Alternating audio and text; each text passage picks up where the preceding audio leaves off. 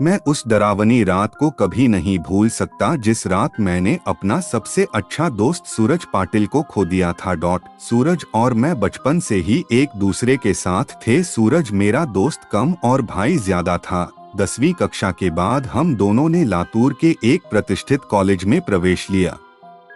हमारे लिए लातूर शहर अनजान था, पर कुछ ही दिनों में हम उस शहर का चप्पा चप्पा जान गए थे, क्योंकि सूरज और मैं पूरे दिन गांव में बाइक से घुमा करते थे।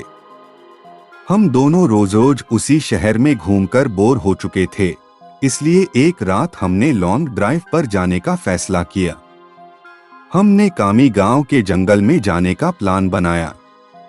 हम कामी गांव के जंगल में कभी नहीं गए थे, पर हमने सिर्फ इतना सुना था कि कामी गांव का जंगल सिर्फ नाम का जंगल है, क्योंकि वह हरे भरे पेड़ों के सिवाय कुछ नहीं था, क्योंकि उस जंगल में जो भी जंगली जानवर थे वो शिकार के कारण खत्म हो चुके थे। इसलिए रात में लॉन्ग ड्राइव पर जाने के लिए वह जंगल बिल्कुल सुरक्षित था, और उसी रात पूर्णमासी की रात भी थी। मौसम भी अच्छा था, इसलिए मैं सूरज के साथ कामी गांव के जंगल में जाने के लिए राजी हो गया। रात के 11 बजे हम कामी गांव के जंगल में दाखिल हो गए। हमने जैसा सुना था वैसे ही जंगल का रास्ता मक्खन की तरह मुलायम था। हमारी बाइक हवा से बातें करने लगी थी। वाकई बहुत मजा आ रहा था, पर मुझे इस बात से हैरानी हो रही थी कि हम जंगल के इतने अंदर दाखिल हो चुके थे, पर तब भी हमें रास्ते में एक भी गाड़ी दिखाई नहीं दे रही थी। जंगल का पूरा रास्ता सुनसान पड़ा हुआ था। तभी रास्ते में हमें एक पुल दिखाई दिया। सूरज ने उस पुल के बीचों बीच बाइक रोक दी। वह अंग्रेजों के द्वारा नदी में बनाया गया 100 से 200 साल पुराना ब्रिज था। पुल के बगल में एक बड़ा सा बोर्ड लगा हुआ था और उस पर लिखा हुआ था सेंट जॉर्ज ब्रिज। हम दोनों पुल पर गए और खड़े हो गए। पुल के नीचे से नदी बह रही थी और कोमल हवाएं चल रही थी। नदी के बहती हुई पानी में चांद दिखाई दे रहा था। इतने में दूर जंगल से भेड़िए की रोने की आवाज आई और पुल के ऊपर से बहने वाली हवाएं अचानक रुक गई। नदी का पानी थम सा गया और चांद एक काले बादल के पीछे गायब हो गया। तभी हमारे सर के ऊपर से एक टिटहरी भयंकर आवाज में चीखती हुई मंडराने लगी। मालूम वो हमसे कह रही थी कि यहाँ से जल्दी से भाग जाओ। मैं सूरज, यहाँ कुछ अच्छा नहीं लग रहा है। टिटहरी का चीखना मतलब हमारे चारों तरफ खतरा मंडरा रहा है। हमें जल्दी यहाँ से निकल जाना चाहिए। सूरज, अरे भाई कुछ अशुभ नहीं होता, बस ये अंधविश्वास है। यहाँ खड़े रहो और चुपचाप नजारा देखो। तभी मैंने सूरज से कुछ दूर पुल के पास एक औरत को खड़े देखा।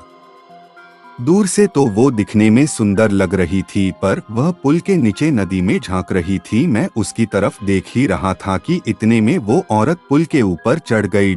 मैं, सूरज अपने पीछे देख, वो औरत क्या कर रही है। सूरज ने पीछे मुड़कर देखा। वो औरत अभी भी पुल के रेलिंग के ऊपर चढ़कर नदी में देख रही थी। सूरज भाई, वो खुदकुशी करने की कोशिश कर रही है। सूरज ने मुझसे कहा। खुदकुशी, ये शब्द सुनकर मेरे हाथ पैर कांपने लगे, क्योंकि जब मैं एक बच्चा था तब मेरे दादाजी ने खुद को फांसी लगा करके खुदकुशी कर ली थी, और वो मैं ही था जो उन्हें पहली बार फांसी पर लटकते हुए देखा था। इधर सूरज उस औरत को रोकने के लिए उसकी तरफ भागा, लेकिन मैं वही खड़ा रहा, क्योंकि फांसी पर लटकते हुए मेरे दादाजी मेरे सामने आ रहे थे। सूरज तेजी से चिल्लाया, अरे चाची क्या कर रही हो, उतरो, वहां से गिर जाओगी। सूरज की आवाज सुनकर मैं होश में आया। सूरज उस औरत के बहुत ही करीब जा पहुंचा था और तभी वो औरत नदी में कूद गई। तब तक मैं दौड़ते हुए सूरज के पास जा पहुंचा। वो औरत हमारे सामने नदी में डूब रही थी और चीख रही थी, बचाओ बचाओ। पर हम उसे सिर्फ डूबते हुए देख रहे थे, क्योंकि हम दोनों बहुत ज्यादा डर गए थे। वो औरत मदद के लिए बुला रही थी। फिर तभी सूरज ने अपनी टी शर्ट उतारा और पुल के रेलिंग पर चढ़ गया। मैंने उसका हाथ पकड़कर उसे रोकने की बहुत कोशिश की, लेकिन वह नहीं माना। उसने मेरे हाथ से अपना हाथ छुड़ाकर उस लड़की को बचाने के लिए नदी में कूद गया। सूरज नदी ने कूदते ही उसने अपने आसपास देखा तो उसे वह औरत कहीं भी दिखाई नहीं दे रही थी। उसने सोचा कि वह डूब चुकी होगी। फिर उसने गहरी सांसें ली और पानी के अंदर डुबकी लगाई। कुछ देर बाद वह पानी के ऊपर आया, लेकिन वह लड़की कहीं नहीं दिखाई दे रही थी। मैंने आंखें बंद करके भगवान से प्रार्थना की, लेकिन जब मैंने आंखें खोली तो मेरे बगल में ही पुल की रेलिंग पर वही औरत बैठी थी जो कुछ देर पहले नदी में कूद गई थी। वह किसी जंगली जानवर की तरह पुल की रेलिंग पर बैठी हुई थी और नदी में सूरज की तरफ देख रही थी।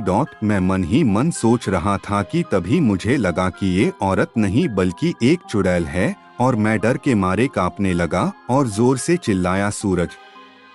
तभी वह चुड़ैल ने मेरे तरफ देखा और वह जैसे ही देखा मेरा सिर से पैर तक कांपने लगा। उसका चेहरा काला और आंखें पीली थी। माथे पर बड़ा सा कुमकुम था और नाक में बड़ी सी नथ थी। उसके नुकीले दांत उसके मुंह से बाहर निकले हुए थे और उसके नाखून जंगली जानवर की तरह लंबे और नुकीले थे। चुड़ैल, क्या हुआ? मुझे ढूंढ रहे हो?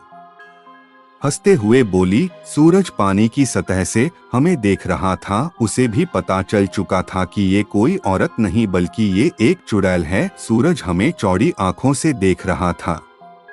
मैंने सोचा अब ये चुड़ैल मुझे इसी पुल पर चीड़-फाड़ कर मार डालेगी और फिर मेरी कच्चे मांस को चबा चबा कर खा जाएगी, क्योंकि मैं अकेले ही उसके पकड़ में आ गया था और डर के मारे मैंने अपने पैंट में पेशाब कर दी।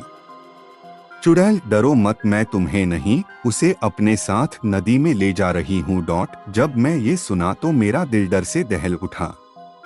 मैंने सूरज से चिल्लाते हुए कहा, सूरज जल्दी से पानी से बाहर निकलो, नहीं तो ये चुड़ैल तुम्हें पानी में ले जाएगी।